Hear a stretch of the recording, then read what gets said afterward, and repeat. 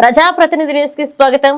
Auto కార్మికుల సమస్యలు పరిష్కరిస్తామని ఆటో కార్మికుల సమ్మె నిర్ణయాన్ని వెనక్కి తీసుకోవాలని రాష్ట్ర రవాణా బీసీ సంక్షేమ శాఖ మంత్రి పొన్నం ప్రభాకర్ విజ్ఞప్తి చేశారు. సిద్దిపేట జిల్లా కోహిడ మండలం శనిగరంలో పర్యటిస్తున్న మంత్రి ఆటో కార్మికుల సమ్మెపై మీడియాతో మాట్లాడారు. ఆటో కార్మికుల కోసం సంక్షేమ బోర్డు ఏర్పాటు చేస్తామని, ఆటో కార్మికుల సంక్షేమం కోసం సంక్షేమ బోర్డు ఏర్పాటు చేయడానికి ప్రభుత్వం కట్టుబడి ఉందన్నారు.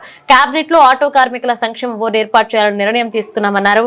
ఇక హైదరాబాద్ లో దశల వారీగా పెట్రోల్, డీజిల్, గ్యాస్ ఆటో స్థానంలో ఎలక్ట్రిక్ ఆటోలను ప్రోత్సహించడమే ప్రభుత్వ లక్ష్యమని స్పష్టం చేశారు.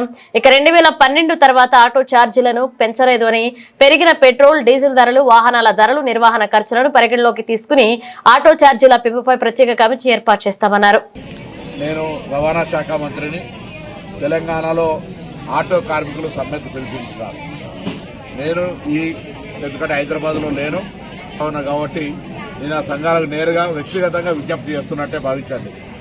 నేను రవాణా శాఖ మంత్రిగా ఆర్టీసీ కార్మికులకు కూడా ఇష్యూ వస్తే నేను వాళ్ళకి చెప్పిన పరిష్కారం చేస్తా అని చెప్పినాం. పరిష్కారం చేసినాం. ఇవాళ ఆర్టీసీకి సంబంధించి గుర్తింపు ఎన్నికలు విలీన ప్రక్రియ అంతా కూడా వాళ్ళ మిగతా అంశాలన్నీ పరిష్కారం అవుతాయి. ఆటో కార్మికులకు సంబంధించి కూడా వాళ్ళు న్యాయమైన కోరికలు కోరుతారు. 2012 నుంచి మీటర్ ఛార్జీలు పెంచలేదని. తప్పకుండా దానికి ఒక కమిటీ వేసి ఆ ఆటో ఛార్జీలు పెంచడానికి సంబంధించినటువంటి కమిటీ నివేదికకు అనుగుణంగా మీ ప్రతినిధులు వెళ్లి వాళ్ళను కలిసి మీ యొక్క ఏవైతే అంశాలు ఉన్నాయో, డీజిల్ రేటు పెరిగినా, వాహనం రేటు పెరిగినా, అటువంటి అన్ని అంశాలను వివరించండి. లేబర్ శాఖ అదేవిధంగా రెవెన్యూ శాఖకు సంబంధించినటువంటి వాళ్ళతో అందరితో కలిపి ఒక కమిటీ వేస్తాం.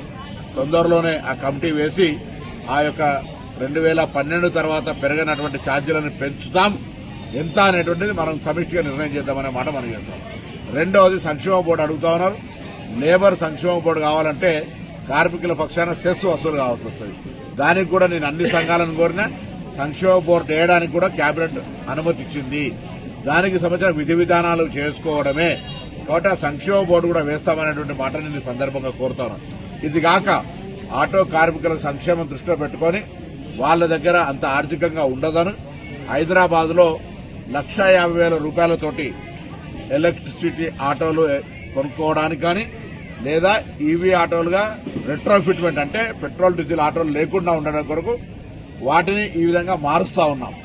అది కాక స్క్రాప్ చేసుకుంటే కూడా కొత్త ఆటో కొనుక్కోవడానికి సహకారం చేస్తా ఉన్నాం.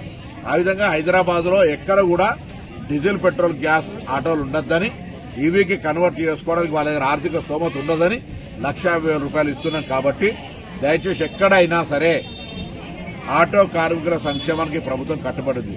మేము ఎన్నికల్లో చెప్పిన వాగ్దానం ప్రకారంగా మీరు 12,000 రూపాయలకు సంబంధించి గ్రామీణ ప్రాంతాల వాళ్ళకు కూడా ఏ విధంగా చేయగలుగుతాం. ఆర్థిక ఇబ్బంది ఉన్నది. మీ అందరూ కూడా గ్రామీణ ప్రాంతాల్లో రవాణా సరఫరాకు సంబంధించి కష్టపడేటువంటి వాళ్ళు, మీ జీవితాల్లో కూడా న్యాయం జరిగే విధంగా ప్రభుత్వం ఆలోచన చేస్తూ ఉంది. ఏ విధంగా చేయాలి, మీకు ఏ విధంగా లాభం చేయాలనే ఆలోచన కొద్దీ తప్పకుండా మేము ఈ సందర్భంగా మనవి చేస్తూ, హైదరాబాద్ లో 1,00,000 ఇళ్లు కడతా ఉన్నాం. ఇటు ఆర్టీసీ కార్మికులతో పాటుగా ఆటో కార్మికులు కూడా వాళ్ళు అప్లై చేసుకుని వాళ్లకు అంత పెద్ద విలువైన స్థలాల్లో కట్టే ఇళ్లకు అర్హులు కావచ్చని మేము కోరినాం. ఈ విధంగా అన్ని రకాల వాళ్ళకు 200 యూనిట్ల కరెంటు ఫ్రీ ఇస్తా ఉన్నాం. ఉచిత బస్సు సౌకర్యం కలిగేస్తా ఉన్నాం. వాళ్ళ కుటుంబ సభ్యులు పోయేది అట్లా రకరకాలుగా సంక్షేమ కార్యక్రమాలు, రేషన్ కార్డులు ఇస్తా ఉన్నాం, సన్న బియ్యం ఇస్తా ఉన్నాం. ఇన్ని కార్యక్రమాలు జరుగుతూ ఉన్నాయి. కాబట్టి ఇటువంటి అంశంలో కూడా మీ పట్ల ప్రభుత్వానికి వివక్ష లేదు.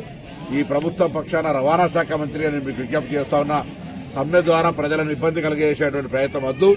మీరు తప్పకుండా మీకు కావలసినటువంటి రెట్రోఫిట్ ఏదైతే ఎలక్ట్రికల్ ఆటోలు చేయడానికో 1,50,000 ప్రతి ఆటోకు మా ప్రభుత్వం సహకారం చేస్తా ఉంది. అదేవిధంగా 2012 తర్వాత పెరిగినటువంటి రేట్లను పెంచడానికి కమిటీ వేసి పెంచుతాం. ఎంత అనేది మనందరం కూడా కలిసి నిర్ణయం తీసుకుందాం. దాంతో పాటుగా సంక్షేమ బోర్డు కూడా ఏర్పాటు చేస్తాం.